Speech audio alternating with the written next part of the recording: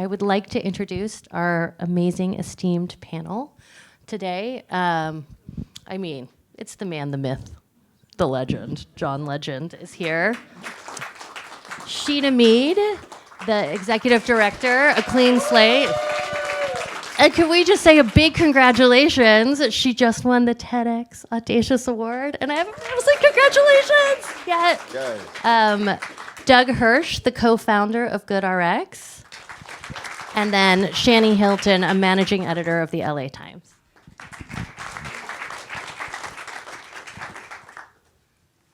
Hi, everyone. Hello. Thank you guys so much for joining us.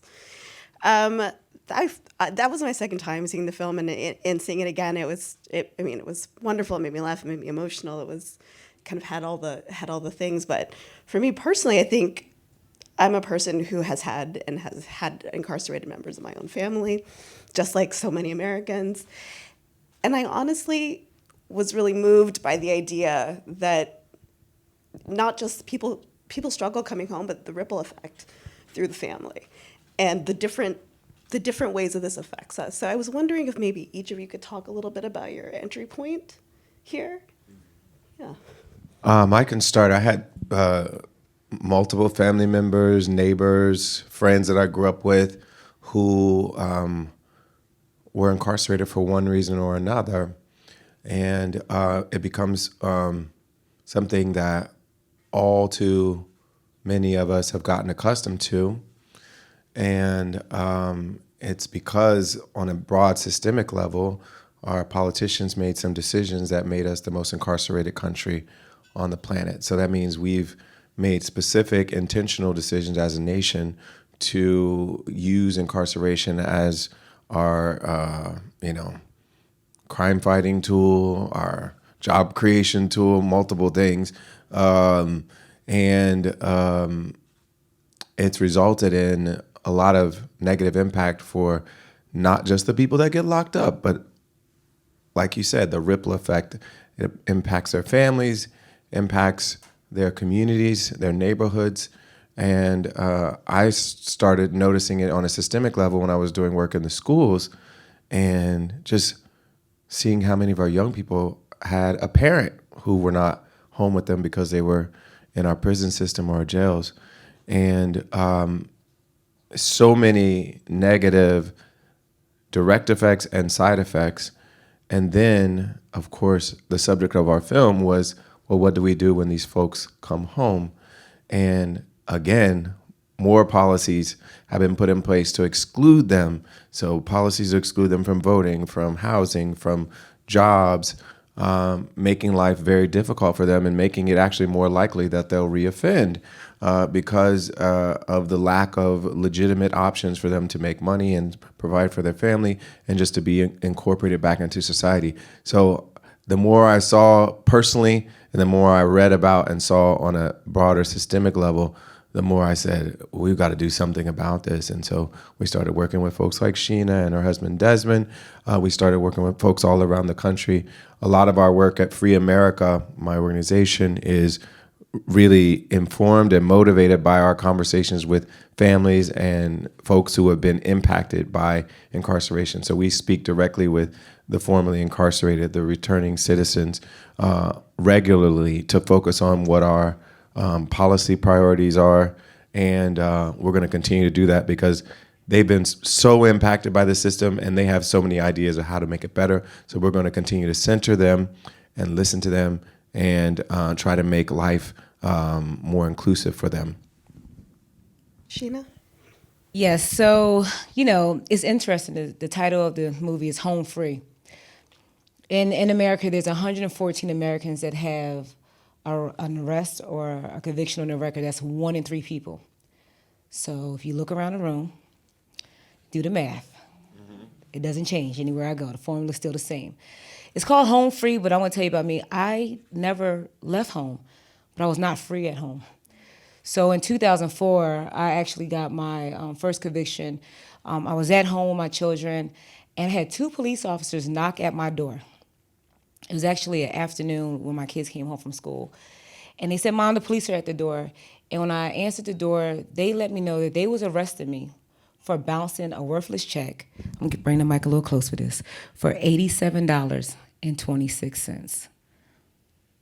And that day I got locked up in front of my children. And I quickly was able to come home. So I went to jail. So I'm saying that to say there's millions of people who never was like incarcerated in prison and did time away who still face the same barriers as people who have been incarcerated because of that arrest. I was no longer able to volunteer my children's school. I could not live where I want to live because it is legal for landlords to discriminate against people with records. And I even found barriers trying to go to college when I was like, you know what, let me go to college. And because of that arrest, still today, I'm excluded from thousands of occupational license and certain certifications. And again, I'm not alone. There's 1 in 3 people that have this issue. And so that is my lived experience and how I got into this work and now lead the Clean Slate Initiative. And the work that we've been doing is making sure that people who have done their time, been remaining crime-free, that once they're eligible to get the record clear, they could do that. And I know we may go more into that a little bit later, but I'm just gonna let you know, there are 30 million people today that are eligible to get the record cleared. Less than 10% of those people get it done. And I'll wait, because I want to give it all away in the first talk. Doug? For me, I remember when I was a kid growing up in New York, and my mom would spend most weekends actually teaching at prisons throughout New York State. She was an English teacher, and her day job was English teacher at community college, and then she would spend all of her time. And for me, it was, clearly something that was important to my family from an early age. If you then fast forward to maybe 6-8 years ago, I got a tour of LA County Jail, and I learned these just awful statistics about how people are released from LA County Jail with like some cash in hand in one of the worst parts of town. Good luck, see you later. And that just kind of blew my mind. And so I started to get involved in the Anti-Recidivism Coalition, which is a really great organization, which then led me to working with Chrysalis. I remember just a few years ago rewriting resumes for ex-prison inmates to sort of try to basically present a better face for them as they were applying. And again, they were constantly being pushed back, and even then it was a real struggle for them. I'm lucky enough now to run a company in Los Angeles where we had the opportunity to work with Next Chapter, and obviously we jumped at it. And not only that, but maybe I'll spoil the ending too, is it's been an amazing experience for us, and we're just so proud to be able to participate and actually make a real difference.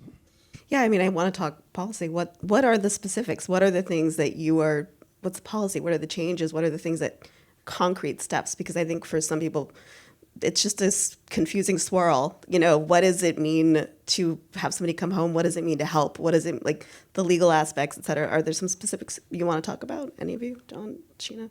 Yeah, I mean, I could talk about, folks come home. You're told, come home, go get you a job, because you got to pay your probation, got to pay off your fees. I know when I came out of jail, the first thing I did was borrow some money, pay back that check. Then I had to pay back the money that I incurred for getting arrested and going to jail. So you get another bill. And it was already, like I was bouncing an $87 check for groceries, so now you put all these other bills. But I have heard from folks across the country that their true sentence did not start till they came home. And that's the thing that really hits, is that folks are they're barred from school, education, jobs. I mean, think about even the benefits, like the SNAP benefits, that maybe a parent has to come home, their family's been watching their children. Grandmama, like, get your kids. I'm tired. I've been watching them. And then you go to get assistance and you're banned because you have a criminal record. And so how the hell do you want people to get ahead if they can't get anything done? So I think the first thing, before we talk about policy, is us changing hearts and minds to receive. And I would just challenge this room to think about, we've all have received a second chance. And if you haven't, please raise your hand. We should talk about that. We have all received a second chance. We know what that feels like. We know what that does for us. And being open, thinking about, our family members or our friends that have been impacted. And so that's the first thing, being able to give that support for people when they come home. Second is changing our policies. Like I said, there are 30 million people that are eligible till they get the record cleared, and less than 10% pursue it because it's full of red tape. So I'm just gonna give you an example because it's discouraging. In many states, you have laws that allow you to get your record cleared, but the thing is you have to wait up to 10 years in some states before you become eligible. And I'm gonna put that timeline into just to put some color to it. Say you did 5 years. The conviction happened in 2000. You got out in 2005. You come home, they want you to wait another 5 to 10 years before you're eligible to get your record cleared. Then you have to file all this paperwork. Then, like in Louisiana, you have to pay $550 per charge. Then you might have to get an attorney, and if your crime was being poor like mine's, it's not accessible, and then you're getting re-traumatized, so most people just don't get it done. And so what Clean Slate is doing, we're automating it because most states have laws on the books that says once a person is eligible, we work on that time limit, and once that person is eligible, it's all automatically cleared. We've been able to help 6 states pass these laws. 10 states have enacted it. California is one of them, so hopefully that go into implementation soon. But it has resulted in 3 million people getting a record cleared. I was in Michigan a few weeks ago, and one day when they did the implementation, 1 million people records got cleared. Yeah, you could clap. Yeah, we should be celebrating. Please.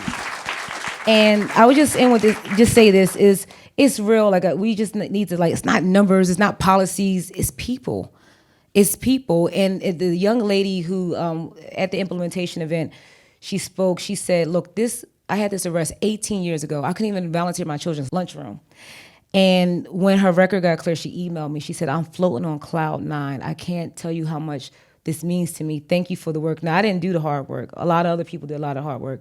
But this is just real for folks, being able to have a second chance. And, to put more personal story on it, one of my reasons for getting involved in this work was I was reached out to by my sister's baby's father. So her first 2 kids she had with this man, and he was abusive, and he got in trouble with the law in multiple ways, and he was just a mess as a young man, and he was trying to get his life together.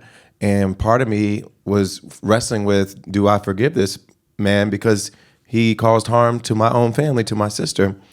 But I also realized that this man is the father of my two of my older nephews, and I want him to be able to support them and take care of them and to be a better father than he has been in the past. And there's no way for him to do that if we don't allow him space to grow and allow grace and forgiveness on our part, even though he wronged us, even though he was harmful to our family. And so I think all of us need to think about that, because every person that you're thinking about their crime and what they've done to harm someone, they also have family members who are relying on them to have a future, to have hope, to have an opportunity to redeem themselves. And so I ended up pursuing this idea of redemption, knowing that it would help people that did things that were wrong. They did harmful things to people, but they need a chance for redemption if we have any hope as a society of them reforming and getting a chance to be better human beings and being better fathers and being better community members and all those things. And so we have to have space for grace and forgiveness, even when they really did something wrong. Sometimes people are unjustly in prison. There's sometimes, plenty of injustice that happens in our system, but sometimes people actually did the harmful thing. But even then, we have to have some space for forgiveness and grace if we want to have a society that is able to heal, and we want to give people opportunities to be better in the future. And you just answered my next question, so thank you for that. But I think something for this room and something that I think about in my own life, and maybe you could offer some thoughts. How do you open up that conversation? It's sometimes very hard for people to even want to hear that somebody who's done something wrong deserves that second chance. How can people leave this room and take that with them and open up that conversation? I will go back to what I said earlier. We all have received a second chance. We all have asked for a second chance. And really, when you think about when you have 1 in 3 people that has been arrested or have a conviction on their record, it's very close to home. These are people in our churches, our synagogues, our kids' friends, parents, and 1 out of 2 children have a parent that has an arrest or a conviction. Like, this is a problem in America. So it's really close to home. I don't care if I'm walking in conservative spaces, progressive spaces. I have never left D.C. out the halls of Congress without someone saying, you know what, you just made me think about my friend, my buddy. It's not right that he doesn't have a second chance. And I'm like, well, he's one of many. And so it's a redemption issue. And if folks have faith values, this is at the core of all of our faith values: redemption, forgiveness, and second chances. Doug, talk a little bit about, for business leaders, what can the business leaders in this room walk out of this room and do? I mean, it's remarkable because I guess it's pitched as some form of a sacrifice, but for us, it's nothing but wonderful. I mean, it's just been a great experience. I mean, to be honest, this day and age, post-COVID, motivating employees has been quite difficult. Getting them to come to the office, and suddenly a commute is more of a thing, or are you offering lunch, or are you giving me equity? We have all these conversations. And then I have folks who are just so motivated and understand what the other side looks like and are like, I'm going to do whatever it takes to do the best job possible. And I don't. One of the person who went through the program with us sits right across from me, and I see him every day. And he's one of the first people there, and he's one of the last to leave. And I'm so proud at the level of effort that this person puts in. And it's a joy to see this pivot, to see this cocoon become a butterfly. And I don't know. I just personally get tremendous joy. It makes me want to do it again and again. And for people who perceive it as being some sort of like major risk or major, reach, it's really not. It's actually the most motivated people on the planet are out there waiting for you. Just go out and reach out, And we at Free America, we started a program called Unlocked Futures as well, which is about not only giving people opportunity to get jobs, but giving them opportunities for entrepreneurship. So founding their own organizations, founding their own for-profit and nonprofit enterprises with support from us and from Bank of America and from New Profit. We all work together to help them not only fund their ideas, but also give them the advice and the mentoring and the support they need to grow their organizations and help them to flourish. Because again, when there are so many other barriers to employment, one way around that is to create your own jobs. So we've been really funding and encouraging entrepreneurship among returning citizens as well, because we know that a lot of them, were hustlers before, and they understand the idea that they can work hard to make money, and we want them to be able to do it in a legitimate way, and we want to give them the funding and the support that they need to do it in a legitimate way, and not only help themselves, but employ a bunch of other folks too. Okay, thank you guys so much. Thank you for being here. Thank you for watching our film.